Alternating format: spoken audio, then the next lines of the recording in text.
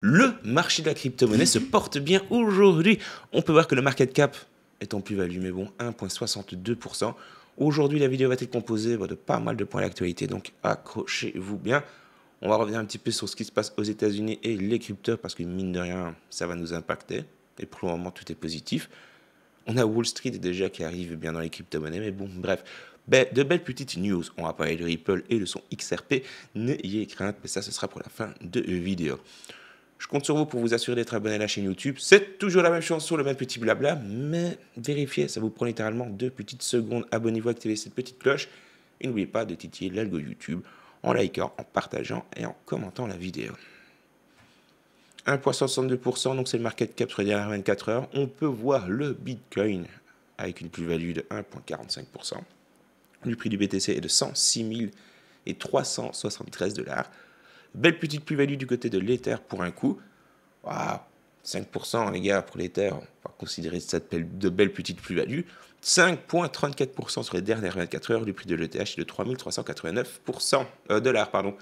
Le Solana, lui, plus-value de 6% sur les dernières 24 heures, le prix du Solana est de 262 $. On va directement partir sur le Dogecoin, plus-value de 3,75%, le prix du Doge est de 36 centimes. Et notre XRP, plus-value sur les dernières 24 heures de 2,50%. Et le prix de l'actif, du coup, est de 3,15 $. Mais bon, on risque d'avoir un week-end quand même assez chargé en émotions. On va parcourir vite fait, bien fait, les petites news flash, celles que je n'ai pas pu incorporer dans la petite vidéo. Mais bon, on va commencer directement avec le Bitcoin qui a hit les 107 000 $, certes, il y a une heure. Comme vous le voyez, il est quand même redescendu. Donc, petit peu de patience, mais bon, c'est pas exclu qu'on atteigne une nouvelle ATH ce week-end. Et puis pour le reste, on va parler des grosses petites news. Oui, c'est pas vraiment français, mais je vais la garder. On va parler des petites news qui se sont passées tout à l'heure. Nous avons déjà BlackRock qui, côté volume, donc pas vraiment d'inquiétude à se faire, les gars. BlackRock dépasse les 1 milliard de dollars au cours des 2 premières heures de négociation aujourd'hui. Avec Wall Street qui arrive dans la danse, les gars, je suis curieux de voir ce que ça va donner dans les prochains jours.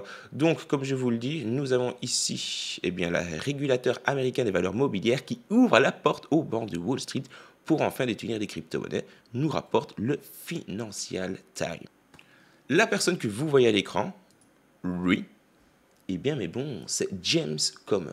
C'est tout simplement le président du comité de surveillance de la Chambre. Ce dernier a lancé une enquête sur le démantèlement bancaire abusif des principaux sociétés de cryptoactifs. Comer allègue que des entreprises comme Coinbase, Kraken, Uniswap, A16Z et Linkspark ont été débancarisées par l'administration Biden en raison de leur opinion politique. Ça bouge tout doucement du côté des US, mais encore une fois, qu'on kiffe ou qu'on kiffe pas, on s'en fout. Ça n'est que bénéfique pour nous, les gars. Le marché US représente quand même quelque chose d'assez important point de vue crypto. Ne l'oublions pas. Du côté de l'actualité, on va commencer avec bien joué à la plateforme OKX, qui a tout simplement obtenu sa licence MiCA. Depuis le 30 décembre 2024, nous avons le règlement MiCA de l'Union européenne qui est en vigueur, posant des défis de conformité pour de nombreuses entreprises du secteur crypto. Ça, c'est une réalité. OKX est une bourse de crypto-monnaie et cette dernière a franchi une étape importante avec sa préautorisation MiCA, lui permettant de proposer ses services aux résidents de l'Union européenne. Basée à Malte, moi je vous le dis, mais bon, petite parenthèse, il fait bon vivre à Malte si vous avez l'occasion de venir faire un tour sur le Caillou, les gars. Les vols ne sont pas vraiment chers. Enfin, c'est vrai qu'en France, maintenant, vous faites taxer à balles de guerre, donc bon, venez peut-être à Charleroi prendre le vol, mais Malte, les gars, c'est le feu. Et je regrette en aucun cas d'avoir quitté la Belgique, surtout avec ce qui se passe à l'heure actuelle, etc., etc. Bref, un vrai pays de clowns. Mais ce n'est pas le sujet. Revenons donc du coup basé à Malte. OKX vise à étendre son offre à l'ensemble de l'espace économique européen une fois sa licence complète obtenue. Il pourra offrir ainsi l'accès à plus de 240 cryptoactifs et 260 paires de trading, dont 60 paires avec l'euro. Maintenant, la question que je voulais vous poser, c'est vous qui faites du trading, vous utilisez la paire euro? Moi, à l'heure actuelle, je suis toujours sur l'USDT et rien à faire à l'USDT. Tant qu'il n'y a pas le petit stablecoin Ripple, et encore, c'est même pas sûr qu'il y ait autant de paires que pour le USDT, restons réalistes. Rien à faire, Tether, meilleur stablecoin, les gars. Forever.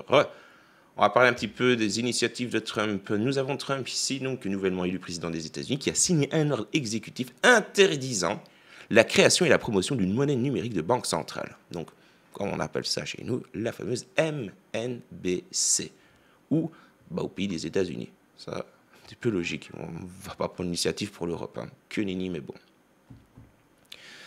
Cet ordre met fin à toute initiative fédérale visant à établir une MNBC, citant des menaces à la stabilité financière, à la vie privée des citoyens et à la souveraineté nationale.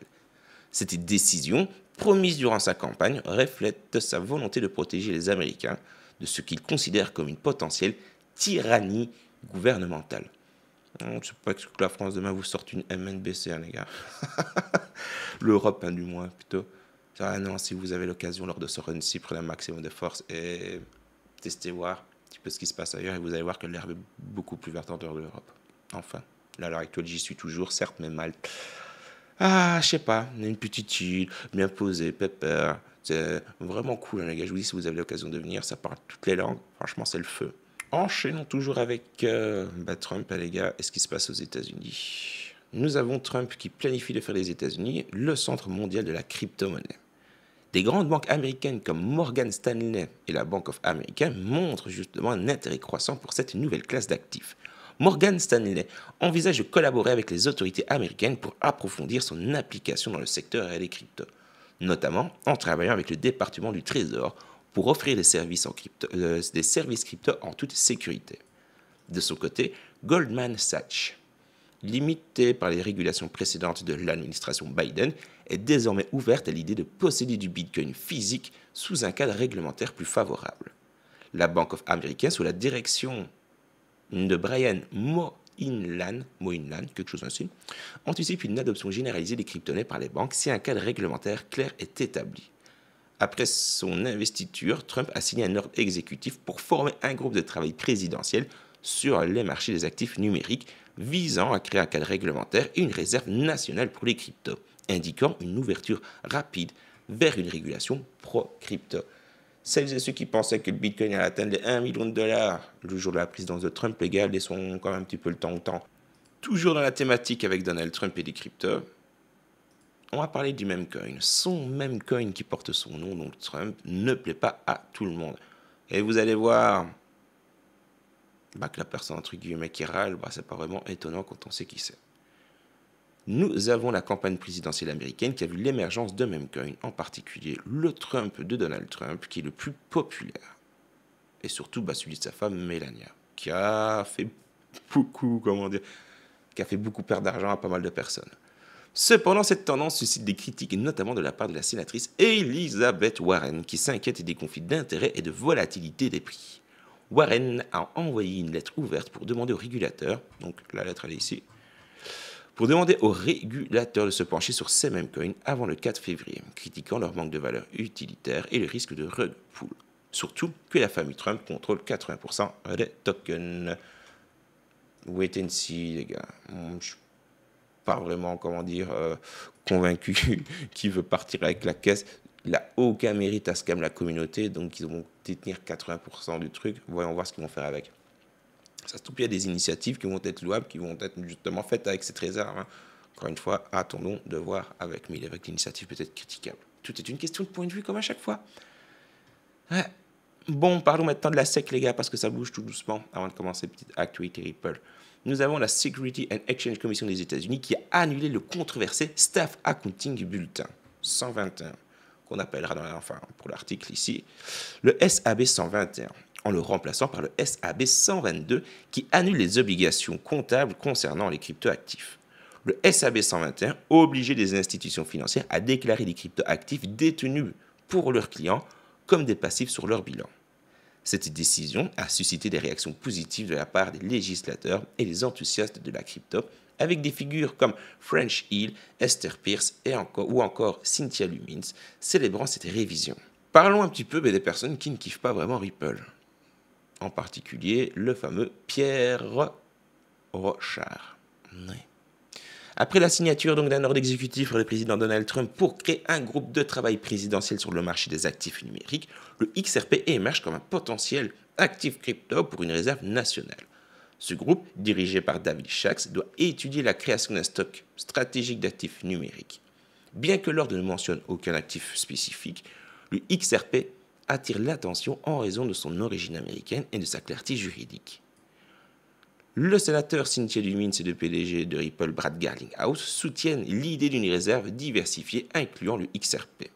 Cependant, cette position est controversée, notamment par des membres de la communauté Bitcoin, qui voient en Ripple un obstacle à une réserve exclusivement Bitcoin, accusant Ripple de lobbying contre cette initiative. Alors, le post, il a quand même fait 1,9 million d'impressions. C'était quand même pas rien.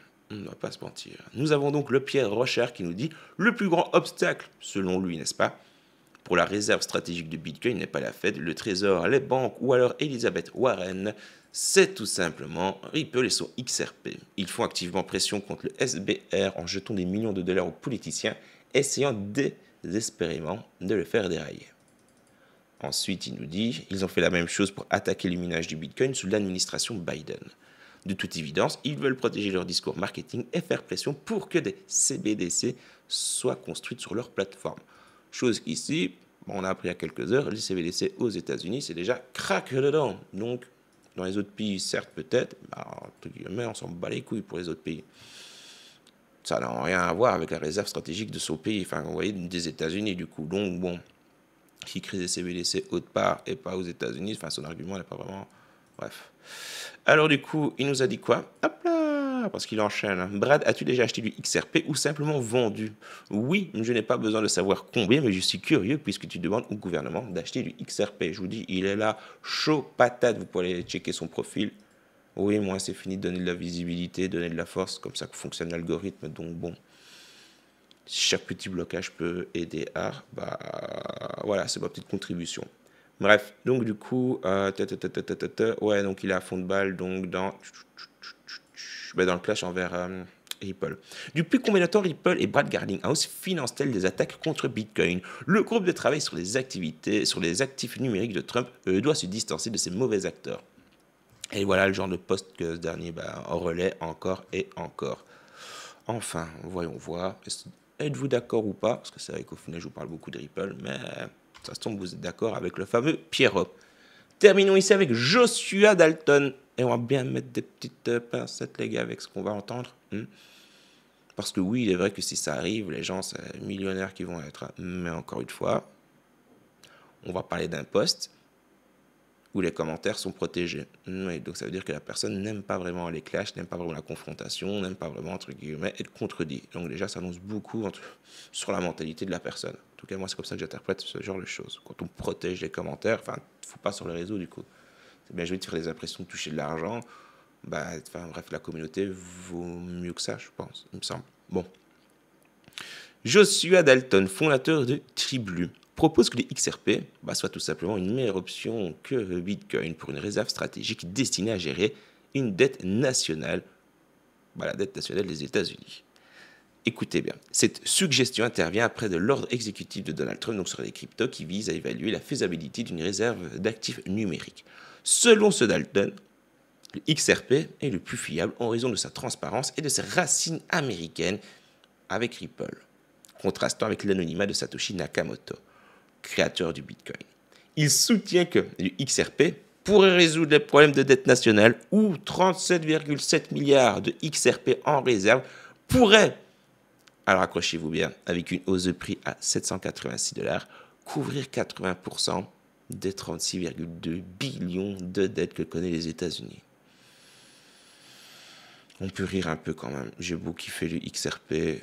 Bref, atteignons déjà la TH, même si théoriquement parlant, ça devrait être pété dans pas si longtemps que ça. Atteignons déjà les 5 $, 10 $, voire 15 $ pour être fou. 27 vraiment, voilà, c'est pour être to the moon. Même si bon, ça va être dur de le faire sur ce run-ci. Mais disons que les probabilités sont... Ouais, petit 15 $ quand même, j'y crois. 27, je sais pas. J'aimerais bien. J'aimerais vraiment bien, mais bref. On n'est pas là pour parler de ça. Mais 786 $, les gars, dans les 4 années à venir, même s'il y a une adoption massive, il faut quand même doser un peu. Mais je l'espère, parce que si, imaginez, le XRP arrive à 780 $ et que vous en ayez 1000, 2000 au moment où je vous parle, bah, j'ai envie de vous dire, bien joué à vous, les gars, bien joué à vous. Hein. Vous pouvez juste patienter, les mettez en stacking parce que ça va valoir du pognon. Mais je reste convaincu que le XRP va créer des heureux et créer des fortunes. Ça, surtout bah, s'il atteint 780 $, c'est une réalité. Du côté du market cap, on peut voir qu'il a légèrement augmenté par rapport au début de la vidéo. Mais bon, ce qui laisse présager un week-end, je l'espère, des plus Gucci.